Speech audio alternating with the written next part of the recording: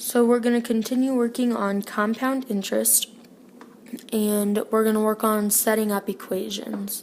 So we already have our formula here, and that is the amount times the principal rate, or times the principal amount, which is how much money you put in at the beginning, and then that's the rate, and that's the number of years, or as we discussed, the periods, or how we compound quarterly or annually or monthly.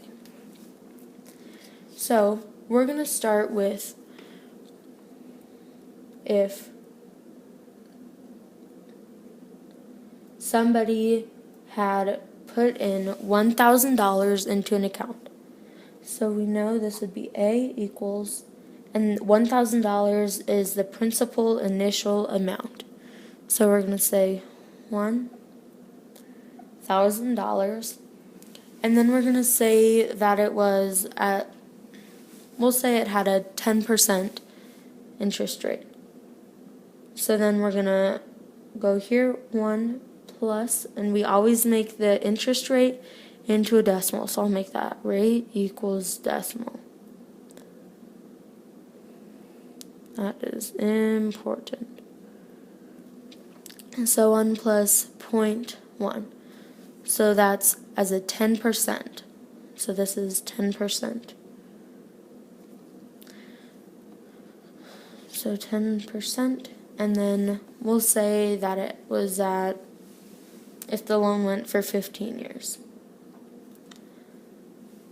So that's one equation. Then we can change the equation to say maybe the loan went so that it was only 5 years. So we'll still have the same initial amount. Our interest rate will stay the same, but our time periods up here will change to 5 because we're changing from 15 to 5 years. Then maybe we'll change it so that the interest rate is not 10% anymore, but it's 6%.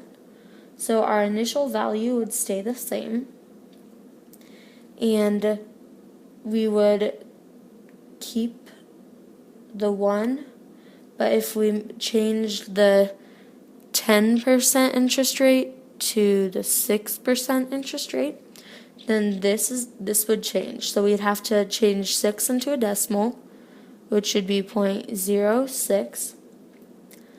So we're going to do 0.06, and then we'll say that it stays for 5 years.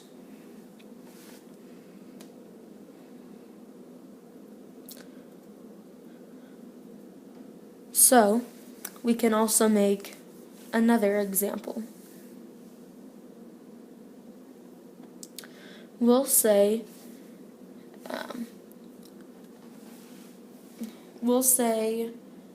if we had $10,000 as our initial amount, the principal, how much money we put in at the beginning, and we'll have it 1 plus, this is always going to be 1 plus. So I'll have 1 plus, maybe an 8% interest rate.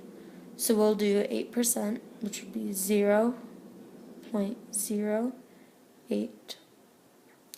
And we'll say it went for 10 years. Okay.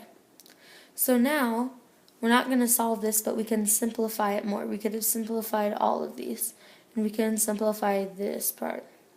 So we're going to rewrite it. The amount is $10,000, and then it's going to be, we can do 1 plus 0.08.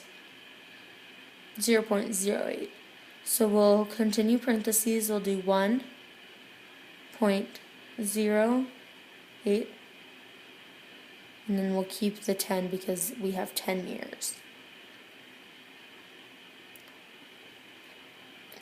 We could do another one and say maybe we put in 1,000 $234 at the initial.